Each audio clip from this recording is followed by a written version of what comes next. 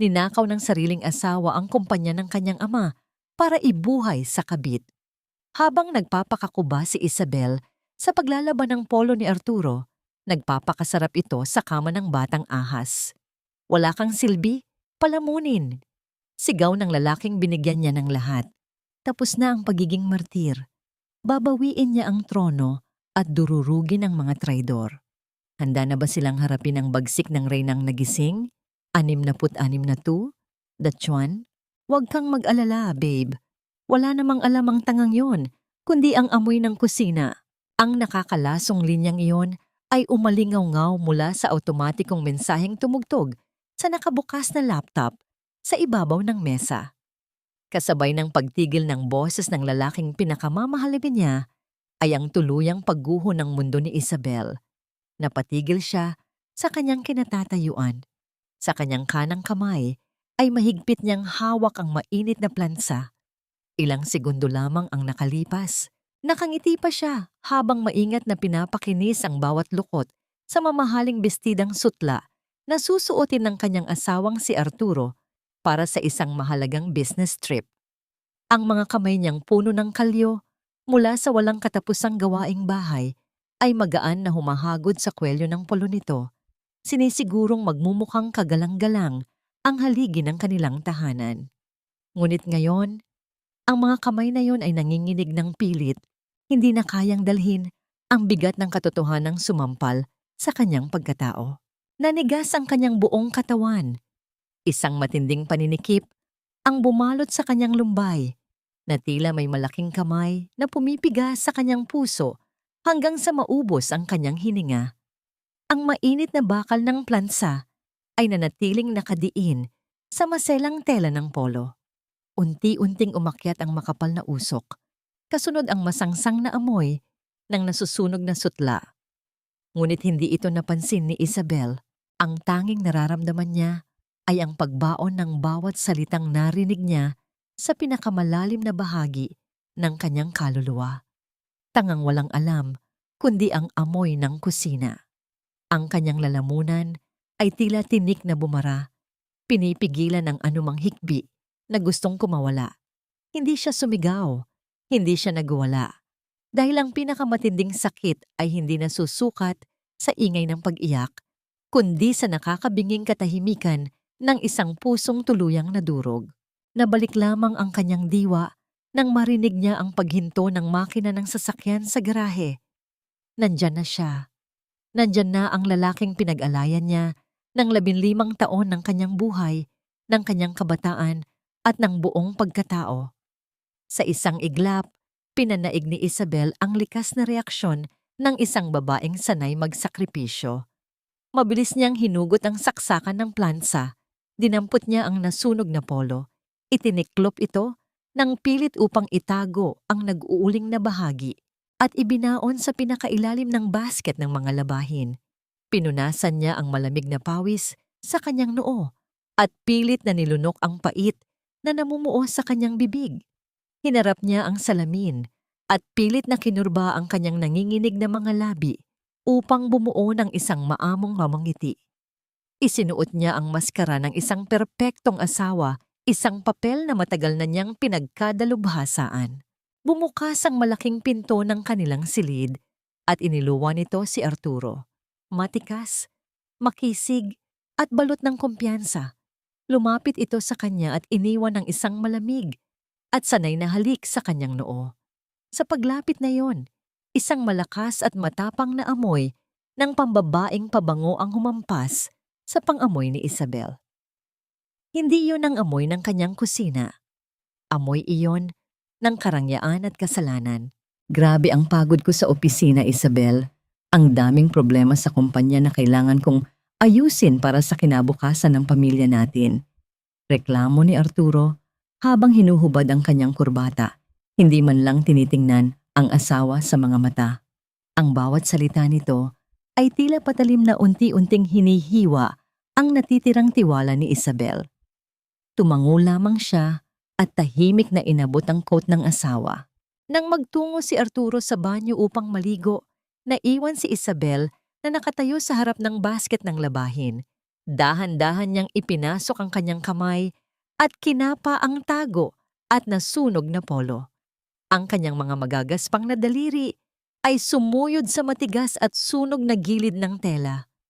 Ang pakiramdam ng nasirang kasuotan sa ilalim ng kanyang mga kamay ay katulad ng sugat na nakabakat ngayon sa kanyang pagkatao.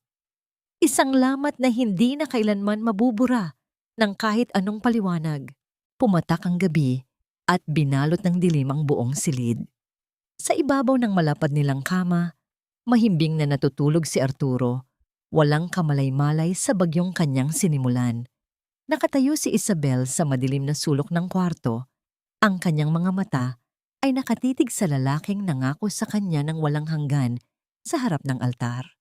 Ang bango ng dayuhang pabango ay tila nakadikit pa rin sa mga unan, nakakasulasok at nagpapaalala ng kanyang pagkabulag.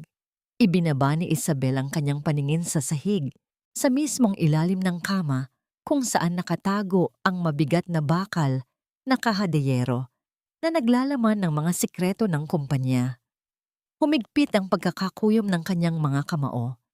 Sa gitna ng katahimikan ng gabi, isang katanungan ang umalingaw-ngaw sa kanyang isipan. Naghahanap ng kasagutan sa gitna ng kawalan. Bakit, Arturo? Ano pa ba ang hindi ko naibigay? Ang liwanag ng umaga na tumagos sa bintana ng kusina ay tila walang kakayahang magbigay ng init sa nanlalamig na puso ni Isabel. Sa kabila ng kawalan ng tulog at ng nagdurugong kalooban mula sa natuklasan kagabi, nakatayo pa rin siya sa harap ng nagbabagang kalan, walang patid sa paghahalo ng umuusok na palayok ng sinigang na baboy.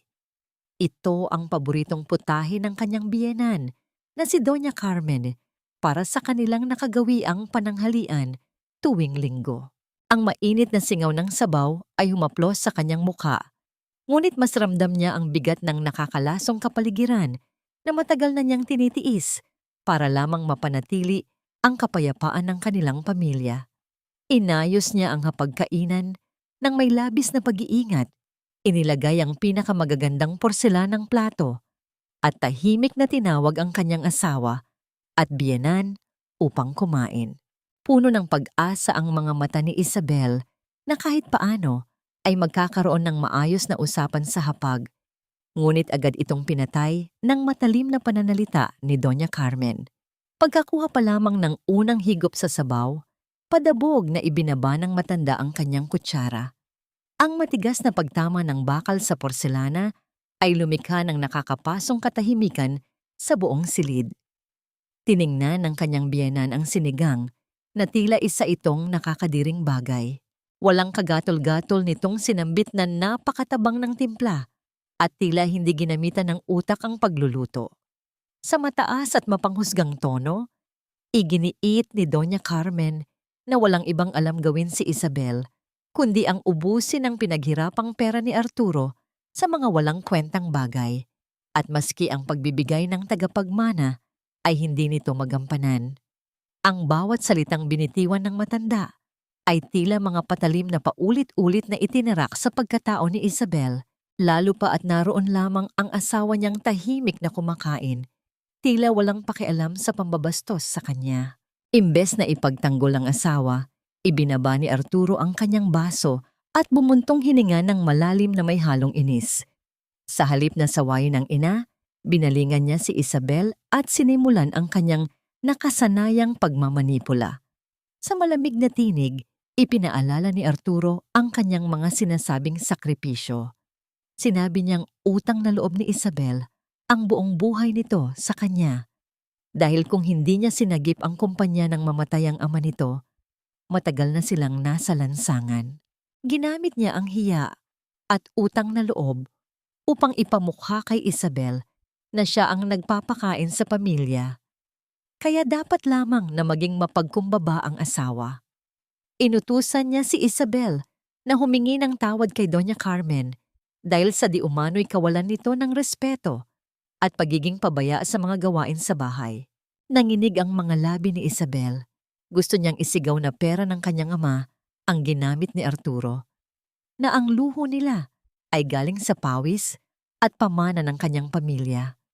Ngunit nanaigang takot at ang pangangailangang itago ang kanyang nalalaman upang hindi masira ang kanyang plano.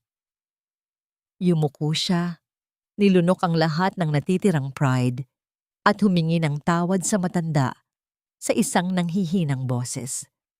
Habang tahimik siyang nagliligpit ng mga pinagkainan, sinadya ni Doña Carmen na itabig ang ilan sa mga butil ng kanin mula sa mesa papunta sa sahig. Tumalikod na ang mag-ina, malakas na nag-uusap at nagtatawanan tungkol sa plano nilang marangyang bakasyon sa Europa na tila walang taong nasasaktan sa kanilang likuran. Lumuhod si Isabel sa malamig na sahig. Isa-isang pinulot ng kanyang nanginginig na mga daliri ang mga butil ng kanin. At kasabay nito ay ang pagpatak ng isang mainit na luha na tumama sa kanyang nanginginig na kamay, sumisimbolo sa natitira niyang dangal na pilit niyang pinupulot mula sa alikabok. Upang pakalmahin ang nag-aalab na dibdib, nagtungo si Isabel sa kwarto upang ayusin ang mga isinuot ni Arturo. Habang inilalagay niya ang Amerikana ng asawa sa sabitan, may naramdaman siyang matigas na papel sa loob ng bulsa nito. Kinuha niya ito at bumungad sa kanya ang isang resibo mula sa isang kilalang gawaan ng mga mamahaling alahas. Kumabog ng mabilis ang kanyang dibdib nang basahin ang nakasulat. Isang kwintas na may diamante, nagkakahalaga ng higit sa 1,000,000 piso. 1,000,000 piso. Iyon ang halagang malayang ginagastos ng kanyang asawa habang kinukwenta nila ang bawat sentimo para sa badyet sa kusina. Hindi mapigilan ni Isabel ang mapakagat sa kanyang ibabang labi hanggang sa malalasahan niya ang sarili niyang dugo. Sa gitna ng kanyang pagkakatulala, umagaw ng kanyang atensyon ang tahimik, ngunit nakakabulag na liwanag na nagmula sa cellular phone ni Arturo na naiwan sa ibabaw ng maliit na mesa sa tabi ng kama. Unti-unting lumapit si Isabel, tila hinihila ng isang madilim na puwersa upang alamin ang katotohanan. Sa mismong screen na yon, isang mensahe ang tahasang sumampal sa kanyang mga mata. Naglalaman ng mga salitang dumurog sa kahuli-hulihang hibla ng kanyang pag-asa. "Salamat sa kwintas, Daddy. Hihintayin kita sa kama." Ang paulit-ulit at tahimik na pagkislap ng liwanag mula sa screen ng telepono ay tila naging hudyat ng nalalapit na unos sa gitna ng madilim na silid. Ang bawat patak ng tubig na nagmumula sa shower sa loob ng banyo ay tila mga martilyong tumitibok sa sentido ni Isabel. Habang ang tunog ng bumubuhos na tubig ay nagbibigay ng panandaliang ingay sa loob ng silid, alam niyang ito na ang tanging pagkakataon niya. Sa ilalim ng malamig na liwanag ng buwan na sumisilip sa pagitan ng mga kurtina, dahan-dahang lumapit si Isabel sa mesa kung saan nakapatong ang laptop ni Arturo. Ang kanyang mga kamay ay nanlalamig, hindi dahil sa aircon, kundi dahil sa kilabot na bumabalot sa kanyang buong pagkatao. Gamit ang petsa ng kapanganakan ni Clara na nakita niya sa isang dokumento sa telepono nito kagabi, sinubukan niyang buksan ang isang tinitingalang folder na may pamagat na future plans.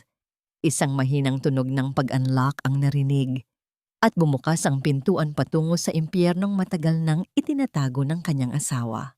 Ang bawat dokumentong bumungad sa kanya ay tila mga sampal na walang kasing sakit. Nakita ni Isabel ang sunod-sunod na mga transaksyon ng malalaking halaga ng pera mula sa reserbang pondo ng kumpanya ng kanyang ama. Ang kumpanyang itinayo sa dugo at pawis ng kanyang pamilya, patungo sa mga account sa ibang bansa na hindi niya kilala. Ngunit ang mas nagpadugo sa kanyang puso ay ang isang dokumentong may pirma na ni Arturo. Isang kasunduan upang ibenta ang pangunahing pabrika ng pamilya Valverde. Ang pabrikang iyon ang sentro ng buhay ng kanyang ama, ang lugar kung saan siya lumaki at kung saan naroon ang kabuhayan ng libu-libong manggagawa na itinuring na silang kapamilya. Ibinibenta ito ni Arturo sa napakababang halaga, kapalit ng mabilis na salapi na malinaw na gagamitin nito para sa bagong buhay kasama si Clara. Naramdaman ni Isabel ang pag-akyat ng pait sa kanyang lalamunan. Ang bawat letra sa screen ay tila mga uod na kumakain sa kanyang alaala. Habang binabasa niya ang mga balak ni Arturo, naiwan siyang walang muwang at walang kahit isang kusing. Ang kanyang puso na dati ay puno ng pagmamahal ay unti-unting nagiging abo. Sa gitna ng kanyang panginginig, biglang tumigil ang tunog ng tubig sa banyo. Nanlaki ang mga mata ni Isabel. Ang katahimikan sa loob ng kwarto ay naging mas lalong nakakatakot. Narinig niya ang pagpihit ng doorknob ng banyo. Sa isang mabilis at desperadong pagkilos, isinara niya ang folder at ibinalik ang laptop sa dati nitong posisyon. Eksaktong paglabas ni Arturo na nakatapis lamang ng tuwalya, mabilis na dinampot ni Isabel ang isang basahan at nagsimulang punasan ang gilid ng mesa. Ang kanyang puso ay tila isang ibon na nagpupumiglas makawala sa kanyang dibdib. Hinahampas ang kanyang mga tadyang sa bawat tibok. "Anong ginagawa mo pa rito? Hindi ka pa ba matutulog?" tanong ni Arturo sa isang malamig at naiinitang tono. Ang kanyang mga mata ay puno ng paghihinala habang nakatingin sa asawa. Pilit na pinakalma ni Isabel ang kanyang boses kahit na pakiramdam niya ay hihimatayin siya sa takot. "Inaayos ko lang tong mga gamit mo, Arturo. Baka kasi may nakalimutan ka para sa meeting mo bukas." Sagot niya habang nakayuko. Iniiwasang magtama ang kanilang mga paningin dahil baka mabasa nito ang galit at pighating nag-aalab sa kanyang mga mata. Nang muling humiga si Arturo at mabilis na nakatulog dahil sa pagod mula sa pakikipagtagpo sa kabit, nanatiling nakatayo si Isabel sa madilim na sulok. Tumingala siya sa isang lumang litrato ng kanyang ama na nakasabit sa dingding. Sa ilalim ng madilim na silid, tila nakikita niya ang malulungkot na mata ng kanyang ama na humihingi ng tawad. Hinawakan ni Isabel ang kanyang dibdib at doon niya naramdaman ang isang bagong klase ng lakas. Hindi na ito ang lakas ng isang asawang nagtitiis, kundi ang lakas ng isang anak na handang lumaban para sa kanyang dangal. Kinuha niya ang kanyang sariling telepono at nagtungo sa balkonahe kung saan tanging ang huni lamang ng mga kuliglig ang maririnig. Sa gitna ng malalim na gabi, pinindot niya ang numerong matagal na niyang hindi tinatawagan. Ang bawat tunog ng pagring ay tila isang countdown para sa pagsisimula ng kanyang paghihiganti. "Hello? Tito Mateo. Si Isabel po ito. Kailangan ko po ng tulong ninyo. Ngayon na po." Ang bawat salita ni Isabel ay binalot ng determinasyong hindi kailanman nakita ni Arturo. Ang mahabang panahon ng pagiging martir ay natapos na sa gabing iyon, kasabay ng malamig na hangin na tila nagbabadya ng isang malaking pagbabago. Isang matalim na tingin ang ipinukol ni Arturo kay Isabel habang inaayos nito ang kanyang kurbata sa harap ng salamin. Walang bahid ng pag-aalinlangan sa kanyang boses nang utusan niya ang asawa na maghanda ng isang espesyal na hapunan para sa isang importanteng kasosyo sa negosyo.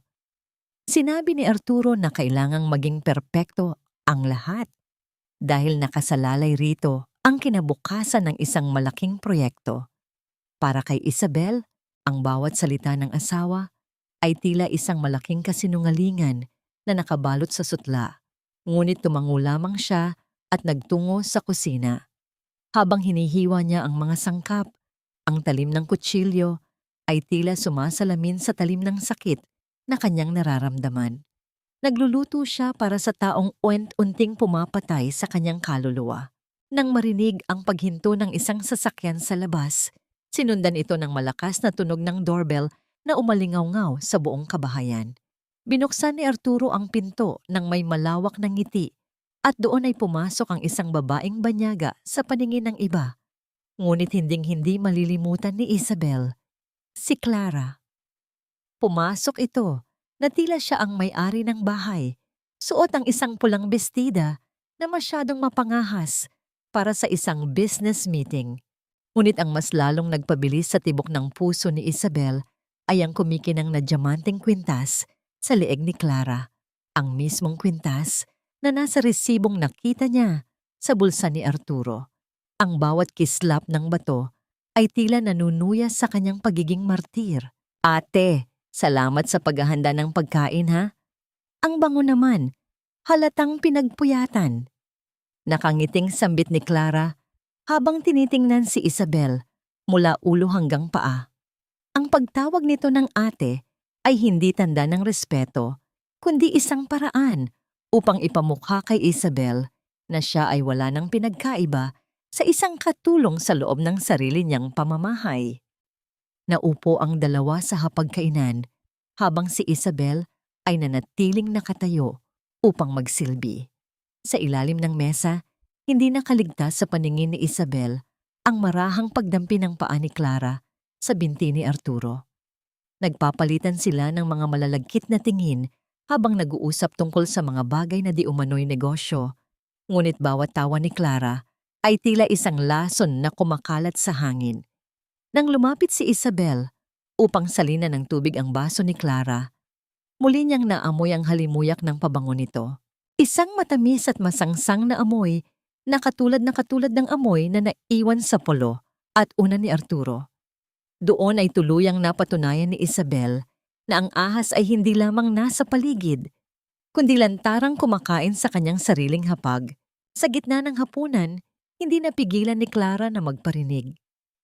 Alam mo, Arturo, sa panahon ngayon, ang mga lalaki ay nangangailangan ng partner na marunong magdala sa opisina.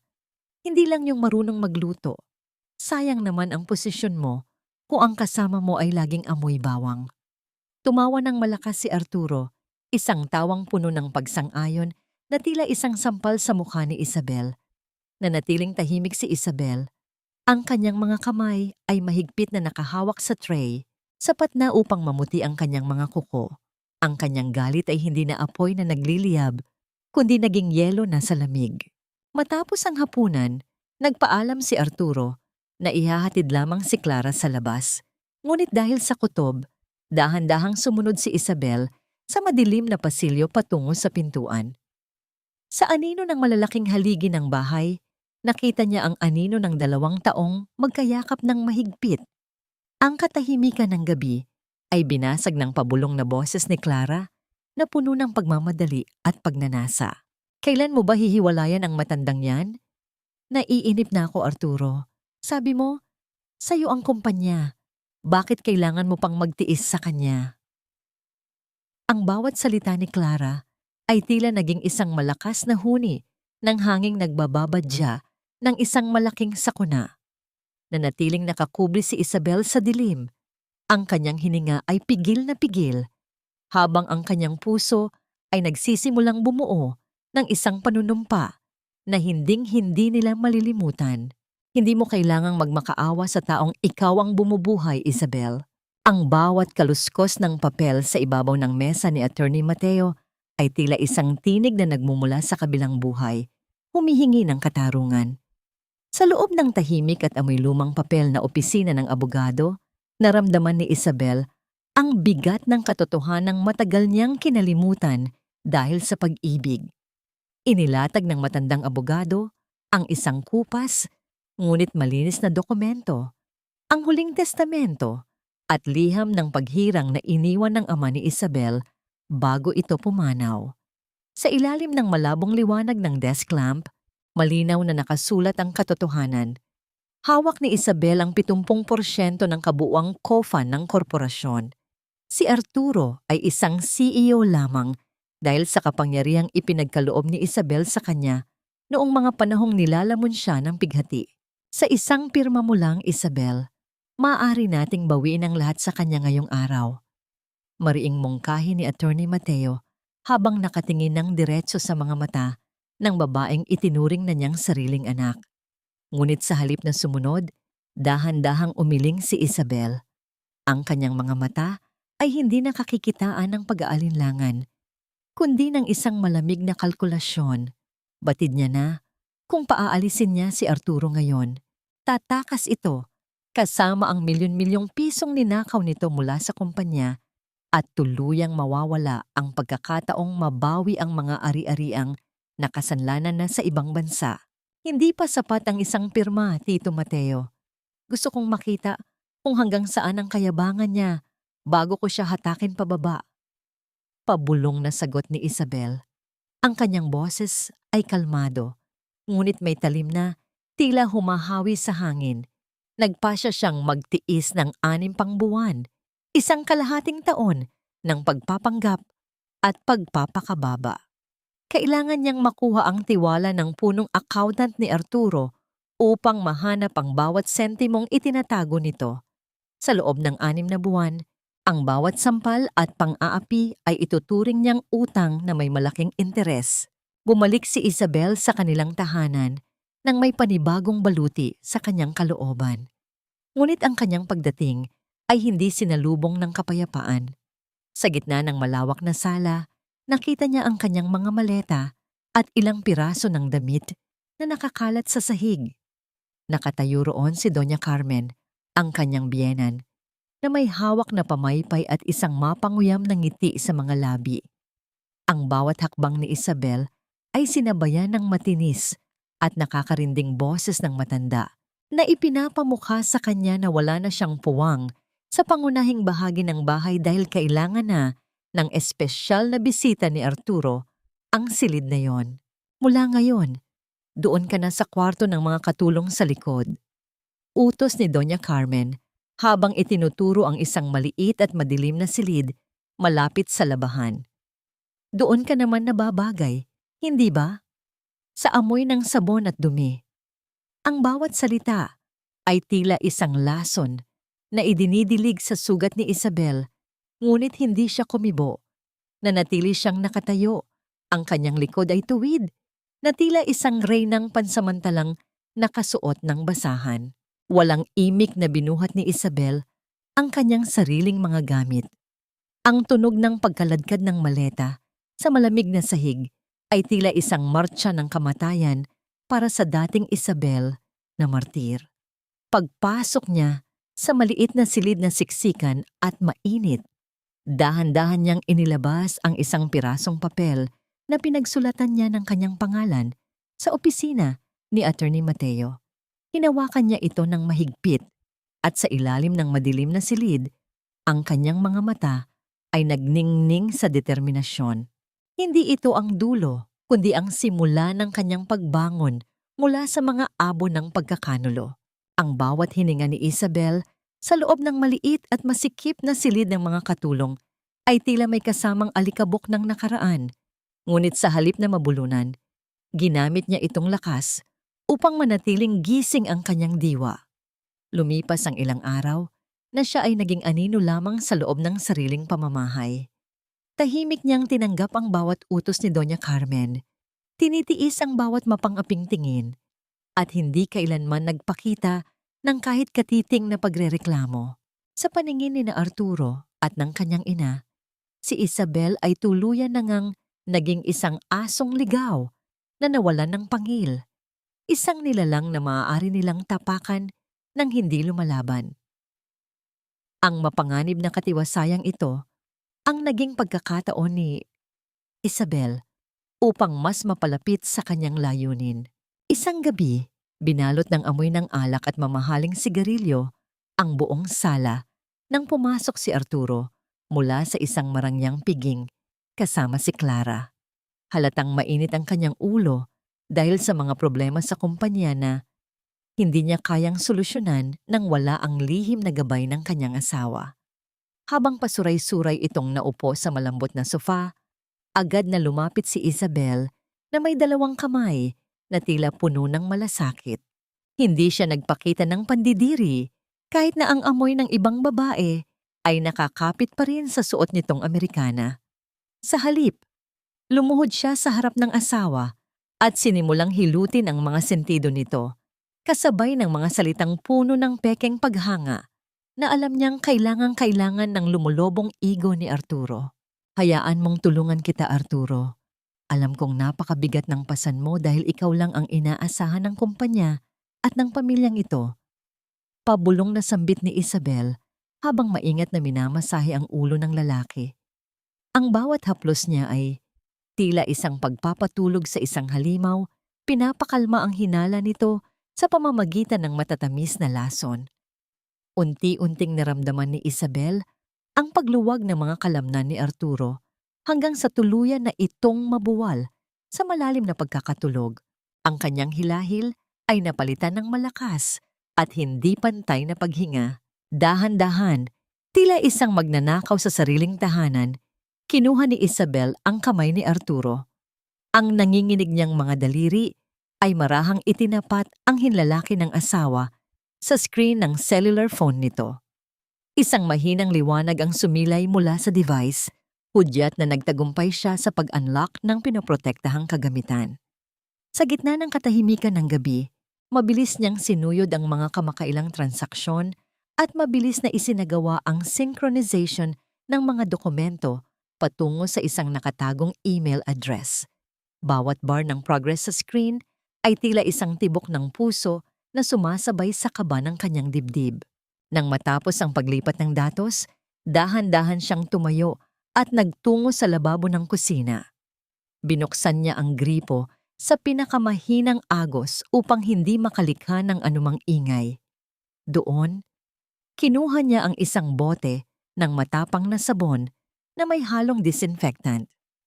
Isang beses, dalawa, tatlo, hindi siya tumigil sa paghuhugas ng kanyang mga kamay hanggang sa ang kanyang balat ay maging kasing pula ng apoy at ang hapdi ay halos hindi na matagalan. Nais niyang burahin ang bawat bakas ng paghawak sa lalaking itinuturing na niyang isang buhay na basura. Ngunit kahit anong kuskus niya, tila nananatili pa rin ang malansang pakiramdam ng pagkakanulo sa kanyang mga palad. Bumalik siya sa madilim na sala upang ibalik ang telepono sa bulsa ni Arturo. Ngunit bago pa man niya ito tuluyang maipasok, isang biglaang tunog ng mga yabag sa hagdanan ang nagpatigil sa kanyang mundo.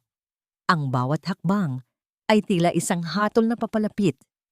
Mula sa kadiliman ng itaas na palapag, lumitaw ang anyo ni Doña Carmen na nakabalot sa kanyang pantulog. Ang mga mata ay naniningkit sa pagtataka at puot. Ang liwanag mula sa screen ng telepono ni Arturo na hawak pa rin ni Isabel ay tumama sa mukha ng matanda, na tila isang ebidensya ng isang krimeng hindi na maitatago. Sino yan? Anong ginagawa mo sa telepono ng anak ko sa kalagitnaan ng gabi? Ang matalas na tinig ni Doña Carmen ay bumasag sa katahimikan, kasabay ng kanyang mabilis na pagbaba sa bawat baitang ng hagdan.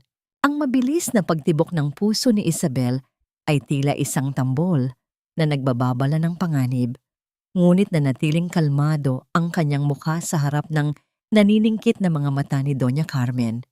Dahan-dahan niyang ibinaba ang telepono sa tabi ng natutulog na asawa at humarap sa matanda ng may maamong anyo. Ipinaliwanag niya sa isang mahinang boses na nais lamang niyang tingnan ang alarm clock sa cellphone ni Arturo upang masigurong hindi ito mahuhuli sa kanyang mahalagang pulong kinabukasan. Ang bawat salita ni Isabel ay binalot ng pag-aalala, isang acting na sapat na upang bahagyang mapawi ang hinala ng matanda. Bagamat nagpakawala ng isang mapang-uyam na singhal si Doña Carmen at tinawag siyang masyado pang pakialamera. Tumalikod na rin ito at bumalik sa itaas. Iniwan ang isang malamig na katahimikan sa sala. Lumipas ang ilang araw at isang hapon ay nagtungo si Isabel sa kanyang maliit na silid upang hagkan ang kaisa-isang alaala ng kanyang yumaong ina. Isang lumang singsing na may luntiang esmeralda. Ito ang hiyas na nagpapaalala sa kanya na bago siya naging alipin ng mga luhang ito, siya ay isang minamahal na anak. Ngunit laking sindak niya nang makitang ang maliit na kahon na nakatago sa ilalim ng kanyang higaan ay nakabukas na at wala ng laman. Ang bawat sulok ng silid ay hinalughog niya nang may nanginginig na mga kamay. Ang kanyang hininga ay naging mabilis at gulo-gulo, ngunit ang singsing ay tuluyan ng naglaho. Ang hinala ni Isabel ay agad na nakumpirma nang masalubong niya si Doña Carmen sa pasilyo. Ang matanda ay bihis na bihis, suot ang isang bagong tatak na designer bag na halatang hinding-hindi nito mabibili sa sarili nitong pera. Sinundan ni Isabel ang biyenan mula sa malayo. Ang kanyang puso ay mabigat sa bawat hakbang. Nakita niya ang pagpasok ng matanda sa isang madilim at siksikang sanglaan. Sa kanto ng lungsod, sa likod ng maruming salamin ng tindahan, nasaksihan ni Isabel ang paglapag ni Doña Carmen sa kanyang singsing, ang pagkaganid sa mukha nito habang binibilang ang mga perang ipinalit sa kanyang pinakaingat-ingatang alaala upang ipambayad lamang sa utang sa sugal at pambili ng luho. Nang makaalis ang matanda, pumasok si Isabel sa loob ng sanglaan. Ang amoy ng alikabok at kalawang ay bumalot sa kanya habang nakatingin sa singsing na nasa loob ng glass case. Gustong sumigaw ni Isabel, gustong basagin ang salamin at bawin ang pag-aari ng kanyang ina, ngunit pinigil niya ang sarili. Ang paglikha ng eksena ay nangangahulugan ng pagkabigo ng kanyang 6 na buwang plano. Inilabas niya ang kanyang tinatagong ipon, ang mga perang barya-baryang isinantabi niya mula sa mga tira-tirang allowance na ibinibigay ni Arturo. Isa-isang nilapag ng kanyang nanginginig na mga daliri ang bawat papel at barya sa counter upang matubos ang singsing. Lumabas si Isabel sa tindahan kasabay ng biglaang pagbuhos ng malakas na ulan. Ang langit ay tila nakikiramay sa kanyang paghihinagpis. Ang ulan ay malakas na tumatama sa semento. Lumilikha ng malamig na hamog sa paligid. Isinandal niya ang kanyang likod sa pader ng gusali at mahigpit na ikinulong ang singsing sa loob ng kanyang palad. Ipinatong niya ang malamig na hiyas sa kanyang pisngi at doon, sa gitna ng basang kalsada at ingay ng ulan, humagulgol siya ng walang tunog. Ang kanyang mga balikat ay nayayanig sa bawat hikbi, humihingi ng patawad sa kanyang ina dahil sa kawalang kakayahan niyang protektahan ang kanilang huling alaala. Gabi na nang makauwi si Isabel, basang-basa at nanginginig sa lamig. Ngunit bago pa man siya makapagpalit ng damit, sinalubong siya ni Arturo sa gitna ng sala. Walang bakas ng pag-aalala ang mukha ng asawa sa kanyang kalagayan. Sa halip, padabog nitong inihagis ang isang makapal na folder sa ibabaw ng mesa. Ang tunog ng pagbagsak ng papel ay umalingaw-ngaw sa buong bahay. Ang mga mata ni Arturo ay puno ng panggigigil at otoridad. Pirmahan mo to, Isabel. Ngayon din. Huwag mo nang basahin dahil para rin to sa ikabubuti ng pamilyang pinapakain ko. Ang galing tinig ni Arturo ay tila isang hatol na walang awang bumutas sa katahimikan ng gabi. Ang mga titik sa puting papel ay tila mga itim na langgam na gumagapang sa paningin ni Isabel, nakapapuling at nakahihilo. Kahit hindi pa niya lubos na nababasa ang bawat talata, alam na niya ang nilalaman nito. Isang kasunduan upang ilipat ang 50% ng kanyang natitirang co-fund sa ilalim ng pangalan ni Arturo para sa tinatawag nitong investment restructuring. Ito ang huling malaking hakbang na kailangan ng kanyang asawa upang tuluyang masakop ang korporasyon bago ang nakatakdang pagbebenta sa mga dayuhang mamumuhunan.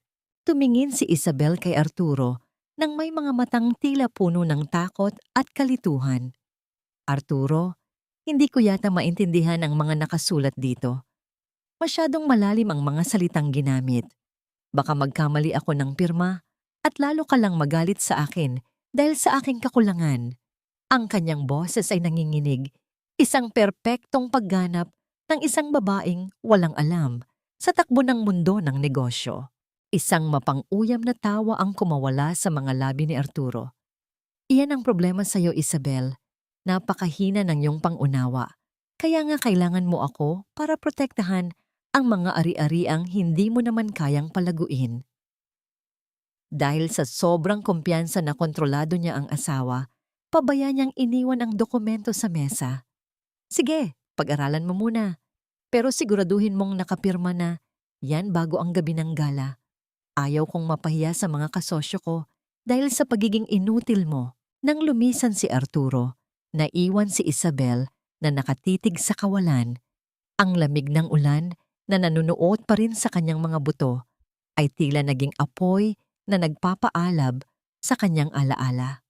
Sumagis sa kanyang isipan ang mga panahong 2 beses siyang nakunan.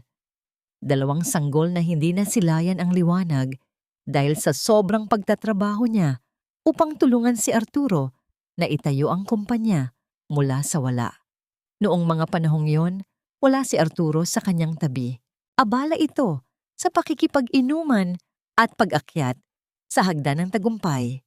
At ngayon, ang lalaking ito ay handang itapon siya na parang basura para sa isang bagong simula. Sa kabilang dako, sa loob ng marangyang opisina ni Arturo, isang mas matinding presyur ang nagaganap. Si Clara ay nakaupo sa mismong mesa ng CEO. Ang kanyang mga kamay ay marahang humahaplos sa kanyang tiyan na tila may iniingatang kayamanan. Inilapag niya ang isang kopya ng resulta ng ultrasound sa harap ni Arturo. Ang kanyang boses ay hindi na malambing, kundi puno na ng pambubugbog sa kaisipan ng lalaki. Ayaw kong lumabas ang anak natin na ang tatay niya ay nakatali pa rin sa isang matandang walang kwenta, Arturo. Gusto ko, sa gabi ng gala, ipakikilala mo ako hindi lang bilang partner mo, kundi bilang ang bagong reyna ng kumpanyang ito. Hiwalayan mo na siya at siguraduhin mong wala siyang makukuha kahit isang kusing. Tumango si Arturo. Ang kanyang mga mata ay nanlilisik sa ambisyon at pagnanasa. Huwag kang mag-alala, babe. Pagkatapos ng pirma niya sa mga dokumentong yon, sisiguraduhin kong sa lansangan siya pupulutin. Wala siyang laban sa akin. Isang mapait na pangako ang binitiwan ni Arturo habang hinahalikan ang kamay ni Clara, hindi alintana kung ang batang dinadala nito ay tunay ngang bunga ng kanilang pagtataksil. Ngunit ang katahimikan ng kanilang pagdiriwang ay biglang binasag ng malakas na pagtunog ng telepono sa ibabaw ng mesa. Ang tunog na yon ay tila isang babala na hindi dapat baliwalain. Pagkakita sa pangalan ng tumatawag, mabilis na binitawan ni Arturo si Clara at sinagot ang tawag. Ang boses ng kanyang punong accountant ay punong-puno ng kaba at pagmamadali na tila hinahabol ng sariling anino. Sir, may malaking problema po tayo. May nakapasok sa ating mga lihim na tapat na files kagabi. May nag-access ng mga bank records mula sa isang hindi kilalang computer. Nanigas si Arturo sa kanyang kinatatayuan. Ang kanyang mukha na kanina ay puno ng tagumpay ay biglang nabalot ng isang madilim na ulap ng pangamba. Ang kanyang hininga ay naging mabigat at ang bawat salitang narinig niya ay tila isang malamig na kamay na humahawak sa kanyang leeg. Ang mabilis na paghinto ng sasakyan sa labas ng mansyon ay lumikha ng tunog ng pagkayod ng gulong sa graba. Isang ingay na tila nagbabahagi ng matinding pagmamadali at galit ni Arturo. Mula sa kanyang maliit na silid, narinig ni Isabel ang marahas na pagbukas at pagsara ng pinto ng bahay. Kasunod ang mabibigat na yabag ng kanyang asawa na tila isang hayop na naghahanap ng kanyang biktima. Ramdam ni Isabel ang panganib. Ang bawat paghakbang ni Arturo sa pasilyo ay tila paglapit ng isang hatol na hindi niya alam kung paano tatakasan. Hindi nagtagal. Bumukas ng marahas ang pinto ng silid ni Isabel. Pumasok si Arturo, nagusot ang buhok at nanlilisik ang mga mata sa paghihinala. Walang pasintabi nitong hinalughog ang bawat sulok ng masikip na silid, kabilang ang lumang aparador at ang ilalim ng kanyang manipis na kutsyon. Itinapon nito ang mga gamit ni Isabel sa sahig nang walang pakundangan habang patuloy na nagtatanong sa isang boses na puno ng panggigigil. Anong ginagawa mo kagabi? Habang natutulog ako, Isabel, sabihin mo sa akin, nakialam ka ba sa mga gamit ko? May iba ka bang pinapasok sa bahay na ito? Sigaw ni Arturo habang hinahawakan ng mahigpit ang balikat ni Isabel, sapat na upang mapangiwi ang babae sa sakit. Sa gitna ng takot, na tila nagpapatigil sa kanyang paghinga, pilit na pinanaig ni Isabel ang kanyang pagiging matatag. Ang kanyang mga mata ay napuno ng luha, isang anyo ng kahinaan na alam niyang magpapababa sa depensa ng asawa. Arturo, anong sinasabi mo? Natakot ako kagabi dahil hindi ka agad nagising. Nagpuyat lang ako rito sa kwarto dahil hindi ako makatulog sa bigat ng loob ko. Sagot niya sa isang boses na nanginginig at basag.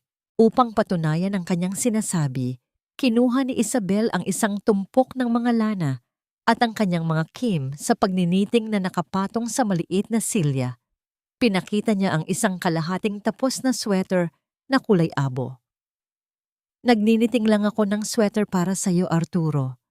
Malapit na ang tag-ulan at alam kong madali kang sipunin kapag nasa opisina ka. Iyan lang ang ginagawa ko buong gabi habang binabantayan ang pagtulog mo. Ang pagkakita sa sweater at sa mga kagamitan sa pagniniting ay tila isang malakas na sampal ng katotohanan kay Arturo. Ang kanyang mahigpit na pagkakahawak sa balikat ni Isabel ay dahan-dahang lumuwag.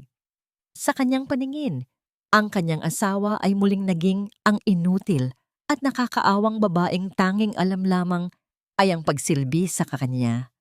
Binitiwan niya si Isabel ng may pandidiri. Tila ba nadumihan siya sa paghawak sa isang nilalang na itinuturing niyang walang silbi. Sinipa niya ang basket ng mga lana bago padabog na lumabas ng silid. Nang marinig ni Isabel ang paglayo ng mga yabag ni Arturo patungo sa kabilang bahagi ng mansyon, dahan-dahan siyang naupo sa sahig. Pinulot niya ang kanyang mga kagamitan sa pagniniting sa gitna ng katahimikan. Isang malamig na ngiti ang sumilay sa kanyang mga labi. Ang bawat tusok ng karayom sa lana ay tila naging simbolo ng kanyang uunti-unting pagdururog sa mundo ni Arturo. Ang kanyang daliri na bahagyang nasugatan ng dulo ng kim ay hindi na nagbigay ng sakit, kundi ng paalala ng kanyang layunin. Nang muling bumalik ang katahimikan sa paligid, naramdaman ni Isabel ang bahagyang pag-vibrate ng kanyang telepono sa loob ng kanyang bulsa.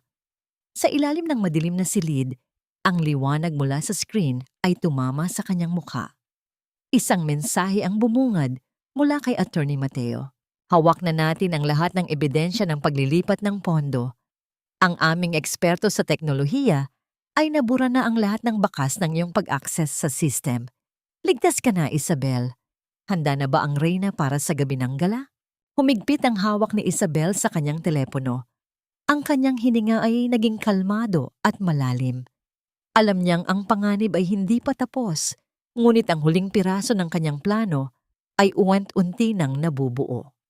Ang bawat segundo na lumilipas ay isang hakbang patungo sa pagbagsak ng kumpanya ni Arturo at sa muling pagkabuhay ng diwa ng kanyang ama. Ang bawat hakbang ni Arturo sa pasilyo ay tila isang mabigat na banta na nagpapayanig sa pundasyon ng maliit na silid ni Isabel. Pumasok ang kanyang asawa na may hawak na isang manipis na folder, ngunit ang bigat ng bawat pahina sa loob nito ay sapat na upang tuluyang ibaon si Isabel sa hukay ng kawalan. Walang pasintabi nitong inilapag ang mga papel sa ibabaw ng maliit na silya. Ang tunog ng pagtama ng papel sa kahoy ay tila isang hatol na wala nang balikan. Tapusin na natin to, Isabel. Pirmahan mo na ang mga dokumentong ito. Separation agreement, waiver ng mga ari-arian, lahat na. I'm giving you a choice to live with dignity or I can make your life even more miserable. Ang boses ni Arturo ay walang bahid ng pagsisisi. Tila ba nagtatapon lamang siya ng isang lumang kagamitan na wala nang pakinabang. Hindi pa man nakakasagot si Isabel ay bumukas muli ang pinto at pumasok si Doña Carmen. May hawak itong tumpok ng mga damit ni Isabel na galing sa aparador. Sa isang marahas na pagkilos, inihagis ng matanda ang mga tela sa gitna ng silid. Ang tunog ng pagbagsak ng mga damit sa maruming sahig ay tila isang huling pang-iinsulto sa kanyang pagkatao. Ano pang hinihintay mo? Ayaw naming may mantsa ng kahapon ng mansyong ito kapag dumating na ang bago at totoong reyna. May dinadala ng tagapagmana si Clara, kaya wala ka ng silbi rito, kahit bilang katulong. Rinitap ng matanda habang ang kanyang mukha ay namumula sa galit at kasabikan. Naramdaman ni Isabel ang unti-unting panunuyo ng kanyang lalamunan. Tila ba nilalamon siya ng abo ng kanyang sariling mga pangarap. Ang kanyang mga kamay ay nanginginig nang hindi mapigilan at ang bawat tibok ng kanyang puso ay tila isang masakit na paalala ng kanyang pagkatalo. Sa paningin ng mag-ina, Siya ay isang basang sisiw na wala ng lakas upang lumaban. Dahan-dahan siyang lumapit sa mesa. Ang bawat hakbang ay tila paglalakad sa ibabaw ng mga bubog. Bakit mo ginagawa to, Arturo? I gave you everything. Pinatayo ko ang buhay mo mula sa wala. Pabulong na sambit ni Isabel. Ang kanyang boses ay basag at puno ng luhang pilit niyang pinipigil. Huwag kang magdrama, Isabel. It's just business. Nag-fail ang marriage natin dahil wala kang maibigay sa akin. Be thankful at may iniwan pa akong kaunting pera sa account mo para hindi ka mamalimos sa kalsada. Now, sign it. Singhal ni Arturo habang isinusubsob ang pluma sa kamay ng asawa. Sa gitna ng kanyang paghagulgol, hinawakan ni Isabel ang pluma. Ang kanyang mga luha ay pumatak sa puting papel, lumilikha ng maliliit na bilog na mantsa ng pighati. Sa ilalim ng mapanghusgang tingin ni na Arturo at Doña Carmen, dahan-dahang isinulat ni Isabel ang kanyang pangalan. Ngunit sa bawat kurba ng tinta, sinisiguro niyang may kaunting pagkakaiba sa kanyang tunay at legal na pirma. Isang sadyang pagkakamali na tanging siya at si Attorney Mateo lamang ang makakapansin. Para sa mag-ina, ito ay simbolo ng kanilang tagumpay. Para kay Isabel, ito ay ang mitya ng kanilang nalalapit na pagsabog.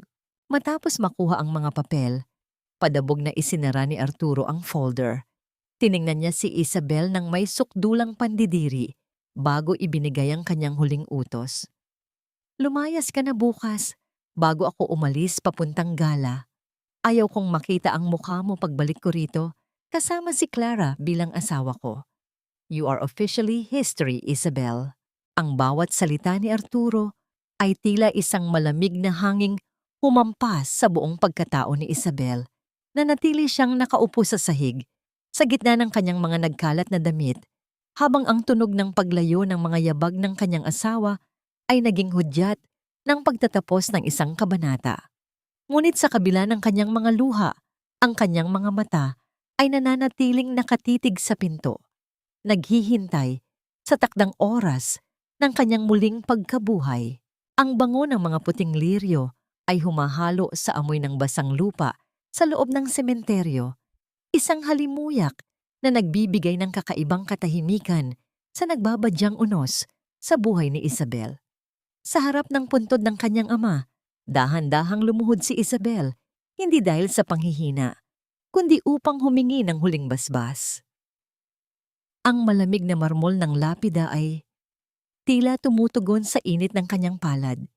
Isang huling haplos mula sa taong nagturo sa kanya kung paano magmahal, ngunit nakalimutang ituro sa kanya kung paano maging malupit kapag kinakailangan. Papa, patawad po.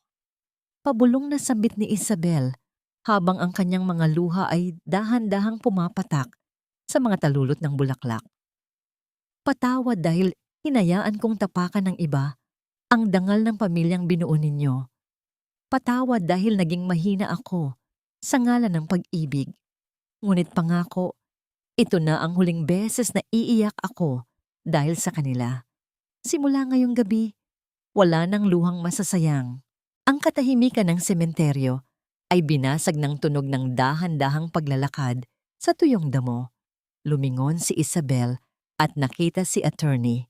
Mateo na papalapit, bitbit ang isang malaking itim na kahon na may gintong laso.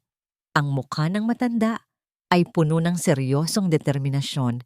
Tila ba isa siyang general na naghahanda para sa isang huling digmaan. Inilapag niya ang kahon sa tabi ni Isabel at hinawakan ang balikat ng babae ng may amang pag-aalaga. Ito na ang iyong baluti, Isabel. Wika ni Attorney Mateo sa isang baritonong boses na puno ng katiyakan. Ang kulay na paborito ng iyong ama, ang kulay ng kapangyarihan at ng katarungan. Huwag mong kakalimutan na sa loob ng bulsa ng coat na yan ay naroon ang katotohanang dudurog sa bawat kasinungalingan ni Arturo. Dahan-dahang binuksan ni Isabel ang kahon. Ang tumambad sa kanya ay isang set ng vest at Amerikana na may kulay ng madilim na pula, katulad ng kulay ng alak na matagal nang nakaimbak sa bodega. Ang tela ay napakakinis, Tila ba humahaplos sa kanyang mga daliri sa bawat dampi. Ito ang kulay na isinusuot ng kanyang ama sa bawat tagumpay nito sa kumpanya. Sa pagkakita sa damit na yon, naramdaman ni Isabel ang unti-unting pagtigas ng kanyang puso. Tila ba ang bawat hibla ng tela ay nagiging isang matibay na kalasag na poprotekta sa kanya mula sa anumang sakit. Bago tumalikod paalis ng sementeryo, huminto si Isabel sa tapat ng isang basurahan malapit sa tarangkahan. Tiningnan niya ang kanyang kaliwang kamay sa singsing na ginto na simbolo ng 15 taon ng kanyang pagiging martir. Ang kinang nito ay tila naging maputla na sa kanyang paningin. Walang pag-aalinlangan, dahan-dahan niyang hinugot ang singsing mula sa kanyang daliri. Ang tunog ng pagtama ng ginto sa loob ng lata ng basura ay tila isang huling hudyat ng kanyang paglaya. Wala siyang naramdamang pagsisisi, kundi isang kakaibang gaan sa kanyang dibdib, na tila ba isang malaking tanikala ang tuluyan ng naputol. Gabi na nang makabalik si Isabel sa mansyon. Ang bahay ay tahimik, ang mga ilaw sa sala ay nakapatay na bilang paghahanda sa pag-alis ni na Arturo para sa gala. Tumuloy si Isabel sa kanyang maliit na silid at tumayo sa harap ng malaking salamin na kinuha niya mula sa bodega. Ang madilim na silid ay tila nagliwanag sa ganda ng kanyang suot na vest na pula.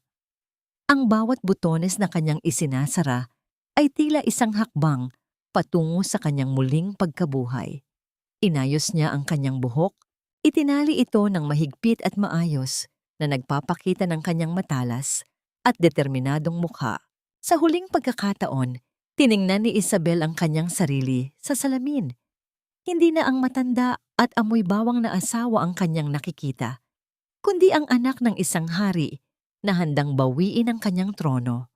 Ang tunog ng pagtibok ng kanyang puso ay tila isang marcha na nagbababadya ng pagdating ng isang reyna. Oras na para maningil, Arturo, pabulong niyang sambit, habang ang kanyang imahe sa salamin ay tila nagbibigay ng isang malamig at makapangyarihang ngiti na hindi pa kailanman nakita ng sinuman. Ang bawat sulok ng marangyang ballroom ng Royal Hotel ay balot ng kislap ng mga kristal na chandelier, na tila mga bituing nagnanais sumaksi sa rurok ng tagumpay ni Arturo. Ang hangin ay mabigat sa amoy ng mamahaling alak at mga dayuhang pabango, habang ang tunog ng tawanan at mahinang musika ng biolin ay pumupuno sa bawat hininga ng mga naroroon. Sa gabing ito, ang pagdiriwang ng 3 dekada ng kumpanya ay hindi lamang tungkol sa negosyo. Ito ang proklamasyon ng bagong hari at reyna ng korporasyon. Mula sa isang marangyang sasakyan, bumaba si Arturo na parang isang emperador. Suot ang kanyang tuxedo na tila wala kahit isang dumi.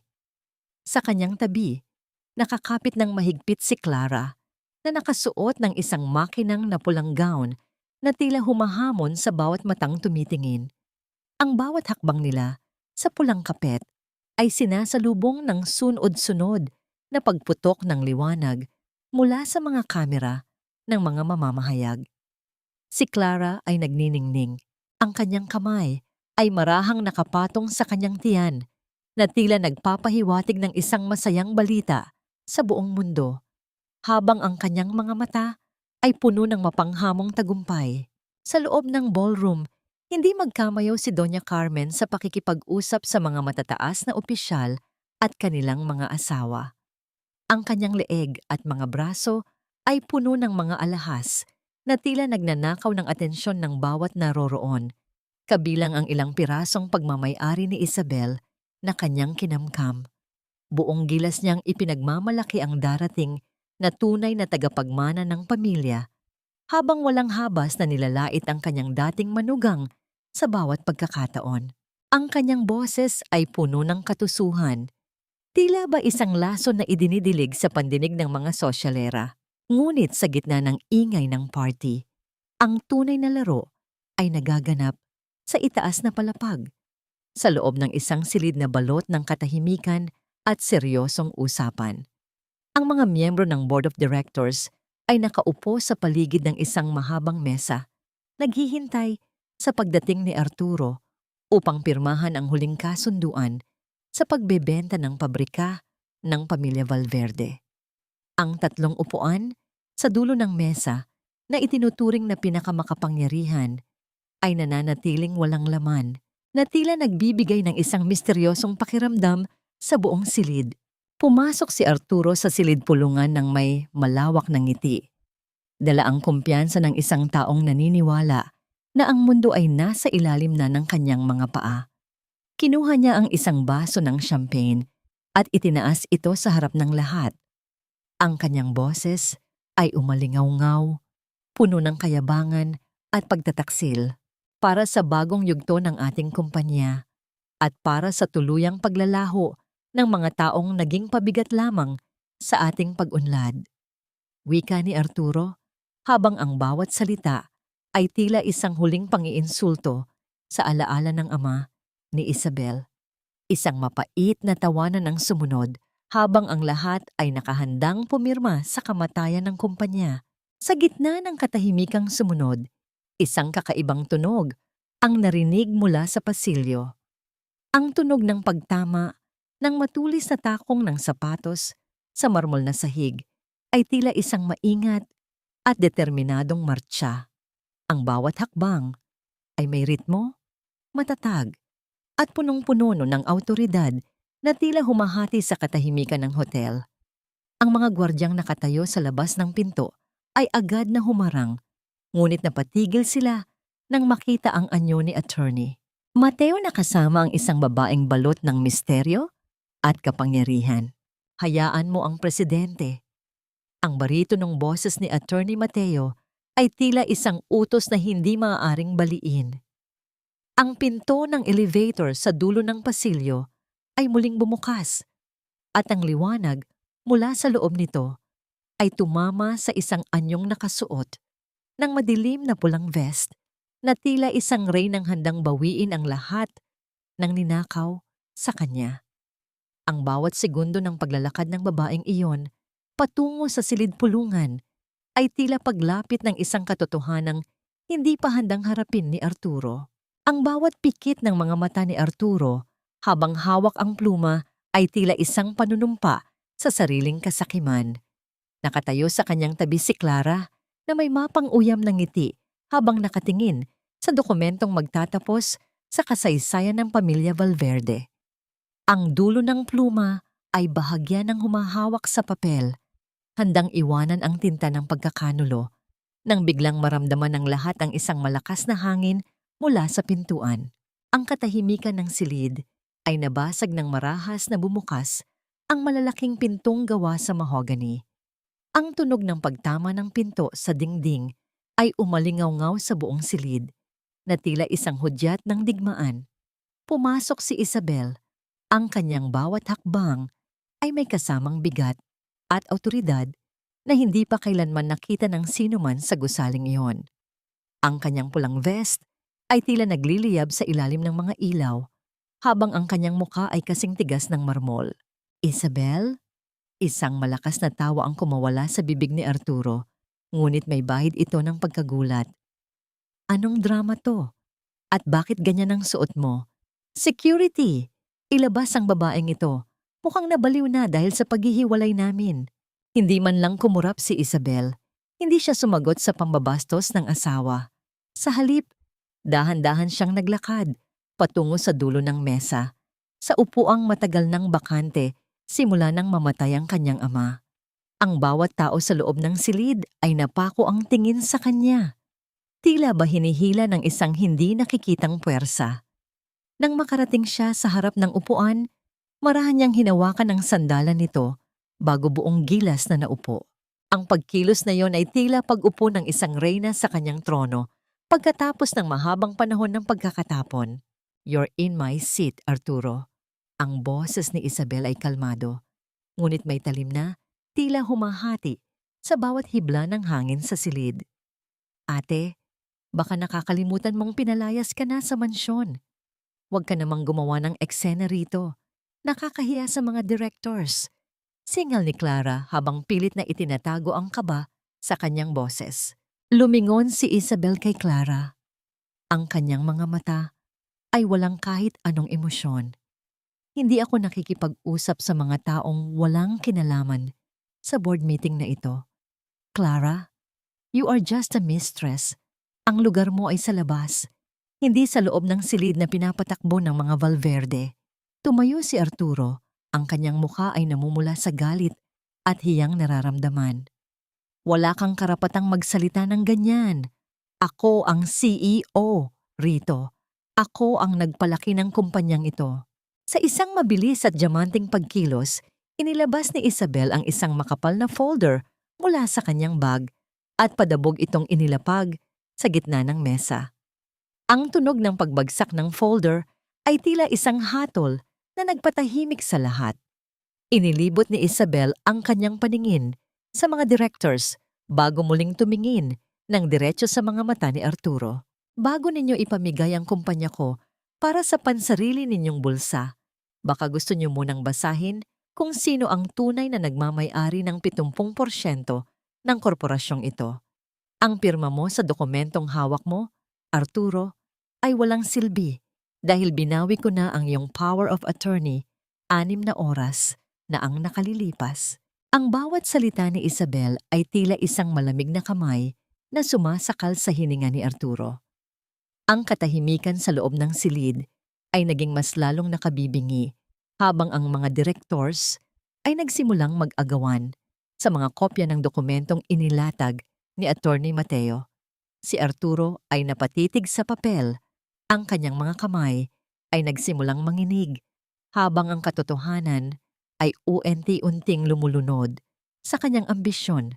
Ang bawat hininga ni Arturo ay tila naging isang kapos na pagsisikap habang binabasa niya ang mga salitang nakasulat sa dokumentong hawak niya. Ang kanyang mukha na kanina ay punong-puno ng kayabangan ay biglang naging maputla, kasing kulay ng abo.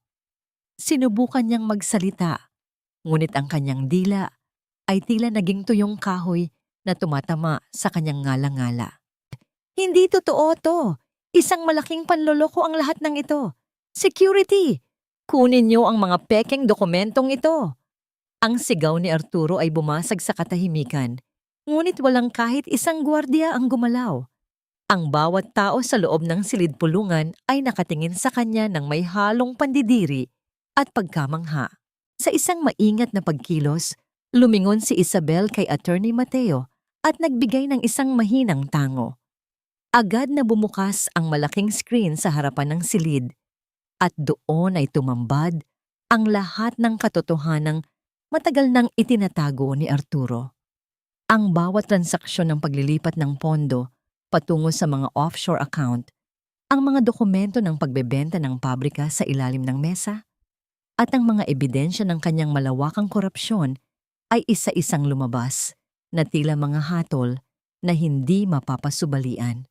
Yang bawat sentimong ninakaw mo mula sa pawis at dugo ng aking ama ay nahanap na namin, Arturo, at ang bawat taong tumulong sa iyo sa gawaing ito ay nakapila na ngayon sa labas upang magbigay ng kanilang testimonya. Ang boses ni Isabel ay nanatiling malamig at diamante ang talim. Sinubukan ni Clara na makialam. Ang kanyang mukha ay balot ng takot at galit. Ate Wombo, hindi mo ba naiisip ang magiging epekto nito sa anak namin? Kahit nagalit ka kay Arturo, isipin mo naman ang inosenteng sanggol na dinadala ko. Ang kanyang pag-iyak ay tila isang desperadong pagtatangka na gamitin ang damdamin ng lahat. Ngunit sa halip na maawa, isang malamig na ngiti ang sumilay sa mga labi ni Isabel.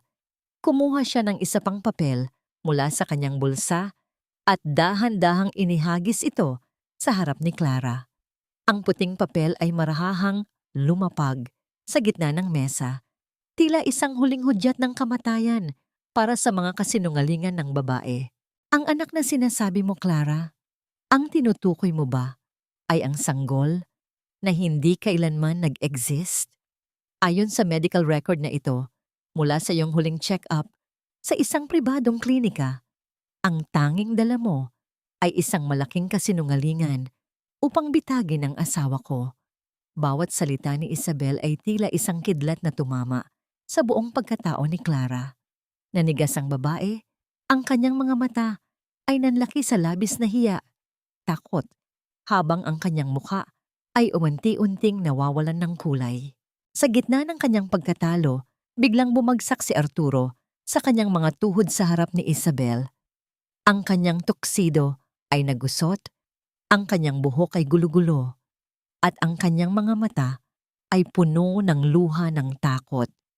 Sinubukan niyang hawakan ang mga kamay ni Isabel habang nagmamakaawa para sa kanyang buhay at kalayaan. Isabel, patawarin mo ako. Asawa mo ako, hindi ba? May 15 taon tayong pinagsamahan. Huwag mo namang gawin sa akin to. Utang na loob.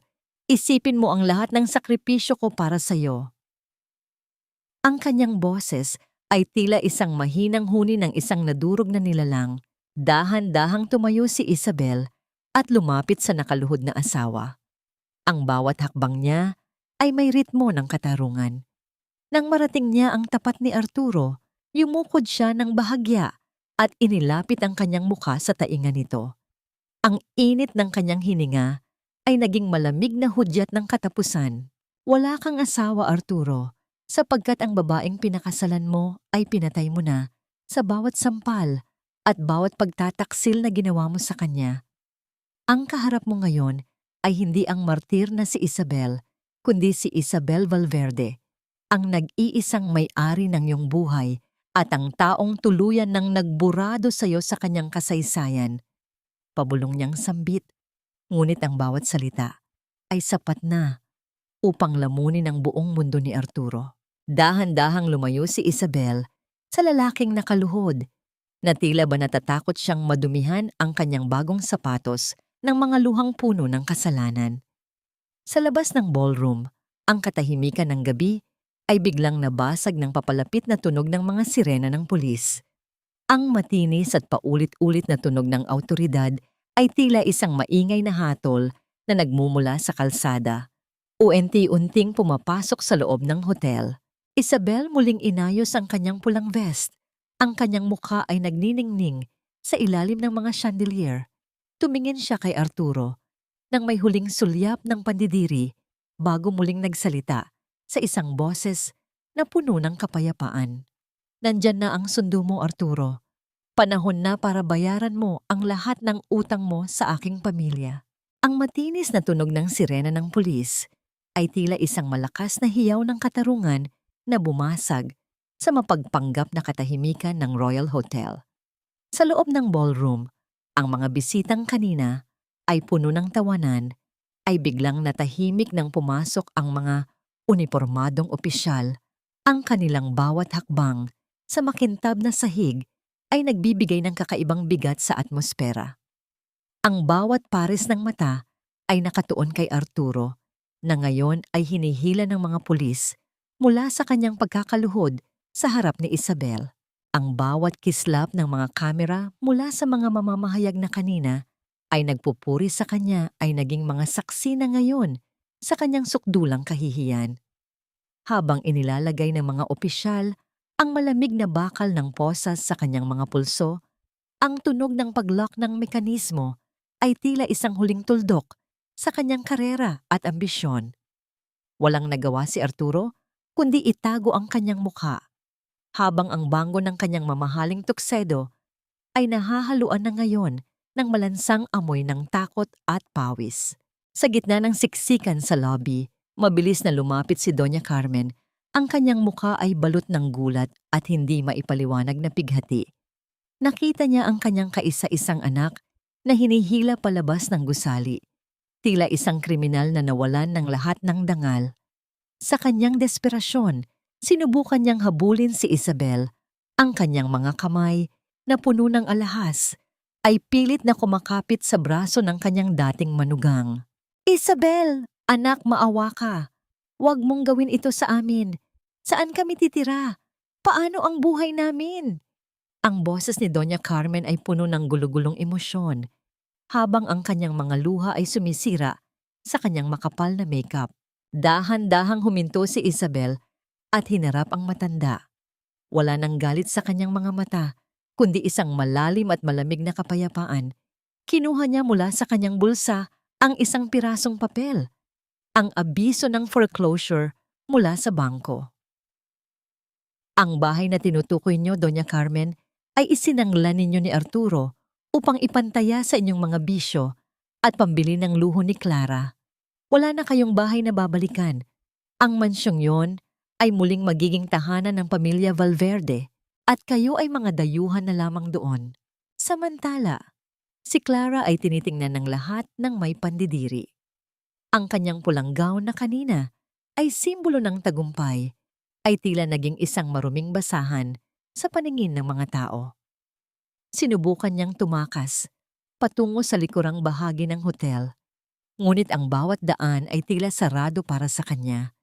Ang kanyang mga pangarap na maging reyna ay naglaho na tila bula. Iniwan siyang nag-iisa sa gitna ng matinding panghuhusga ng lipunang dati ay nais niyang kabilangan. Nagpatuloy sa paglalakad si Isabel patungo sa labas ng hotel, hindi man lang nililingon ang mga pagsusumamo at gulo sa kanyang likuran. Ang bawat hakbang niya sa malamig na semento ng kalsada ay may dalang gaan na hindi niya naramdaman sa loob ng 15 taon. Ang hangin sa labas ay sariwa, may dalang amoy ng papalapit na umaga at bagong pag-asa. Huminto siya sa tapat ng kanyang sasakyan at tumingala sa madilim na langit. Ang mga bituin ay tila nagniningning ng mas maliwanag sa kanyang paningin. Naramdaman ni Isabel ang banayad na paghipo ng hangin sa kanyang mukha, tila isang haplos ng pagbati mula sa kanyang ama. Ang matinis na tunog ng mga sirena ay unti nang lumalayo, habang ang katahimikan ng gabi ay dahan-dahang bumabalik sa kanyang puso. Pinihit ni Isabel ang susi ng kanyang sasakyan at ang mahinang huni ng makina ay naging hudyat ng kanyang huling pag-alis sa impyernong kanyang kinagisnan. Habang ang mga ilaw ng hotel ay unti-unting naglalaho sa kanyang side mirror, isang maliit, ngunit tunay na ngiti ang sumilay sa kanyang mga labi. Ang kabanata ng kanyang pagiging biktima ay tuluyan nang natapos at ang bawat segundong darating ay pagmamay-ari na niya. Malaya, matatag, at punong-puno ng sariling halaga. 1 taon ang mabilis na lumipas at ang sikat ng umaga na tumatama sa mga bintana ng muling binuhay na pabrika ng mga Valverde ay tila may dalang kakaibang liwanag. Ang tunog ng mga makinaryang nagtatrabaho ng maayos ay nagsisilbing musika sa pandinig ni Isabel, isang ritmo ng produktibidad at pag-asa na malayo sa nakakabinging katahimikan ng kanyang nakaraan. Sa loob ng kanyang malawak na opisina, hindi na ang mga luhang puno ng pait ang makikita sa kanyang mga mata, kundi ang isang uri ng katiwasayan na tanging ang mga taong dumaan sa matinding unos ang makakakamit. Sa kanyang lamesa ay nakapatay ang isang maliit na dyaryo na may balitang nagpapatunay sa katarungan ng tadhana. Si Arturo ay kasalukuyang nagsisilbi ng mahabang panahon sa loob ng kulungan dahil sa mga kaso ng malawakang pandaraya at pagnanakaw. Ang kanyang biyenan na si Doña Carmen ay balitang naninirahan na sa isang maliit at masikip na bahay sa isang liblib na barangay, malayo sa karangyaan at mga alahas na dati ay itinuturing nitong buhay. Si Clara naman ay naglaho na tila bula pagkatapos mabaon sa utang at malubog sa kahihiyan ng kanyang mga sariling kasinungalingan. Tiningnan ni Isabel ang balita, ngunit wala siyang naramdamang galit o saya sa sinapit ng mga ito. Sa kanyang puso, ang tunay na kapayapaan ay hindi nagmula sa panunood sa kanilang pagbagsak, kundi sa kanyang desisyong huwag nang hayaan ang kanilang mga anino na diktahan ang kanyang kasalukuyan. Ang kanyang pagpapatawad ay hindi nangangahulugang kinalimutan niya ang kanilang mga ginawa. Ito ay ang kanyang paraan ng pagpapalaya sa sarili mula sa tanikala ng puot. Natutunan niyang ang pinakamataas na uri ng paghihiganti ay ang mamuhay ng marangal, masaya at malaya mula sa impluwensya ng mga taong nagtangkang sumira sa kanya. Isang mahinang katok sa pinto ang bumasag sa kanyang malalim na pag-iisip. Pumasok ang isang batang babaeng empleyado. May dalang isang tasa ng mainit na kape at isang mahiyaing ngiti. Habang inilalapag ng bata ang kape, napansin ni Isabel ang kaba sa mga mata nito. Isang anyo na pamilyar sa kanya noong siya pa ay nagsisimula pa lamang maghanap ng sariling tinig. "Salamat, Maria. Maupo ka muna." Malambing na anyaya ni Isabel. Ang kanyang boses ay puno ng awtoridad ngunit balot ng tunay na pagkalinga. Sa bawat pakikipag-usap niya sa kanyang mga manggagawa, itinatanim niya ang aral na ang halaga ng isang tao ay hindi nasusukat sa kung sino ang kasama nila sa buhay, kundi sa kung paano nila pinapangalagaan ang kanilang sariling dangal at kakayahan. Ang kwento ni Isabel Valverde ay nagsilbing isang paalala sa lahat ng mga kababaihan na nakikinig sa kanyang kasaysayan, na ang pagiging martir ay hindi kailanman magiging katumbas ng pag-ibig at ang pananatili sa isang nakakalason na relasyon ay hindi kabayanihan kundi isang unti-unting pagpatay sa sariling kaluluwa. Ang tunay na tagumpay ay hindi lamang ang pagbawi sa isang kumpanya o materyal na ari-arian, kundi ang muling pagtuklas sa sariling lakas na matagal nang itinago ng takot at maling paniniwala. Habang humihigop ng kape si Isabel, tumanaw siya sa labas ng bintana kung saan ang mga puno ay marahang sumasayaw sa ihip ng hangin. Ang lasa ng kape ay hindi na mapait. Ito ay may tamang timpla ng tamis at tapang, katulad ng kanyang bagong buhay. Sa ilalim ng malawak na langit ng Maynila, ang anak ng hari ay tuluyan ng naging reyna ng kanyang sariling kapalaran. Ang gabi ng kanyang pagdurusa ay tuluyan ng natapos at ang bawat pagsikat ng araw ay isang panibagong pagkakataon upang ipakita sa mundo ang ningning ng isang babaeng muling nabuo mula sa kanyang sariling mga piraso.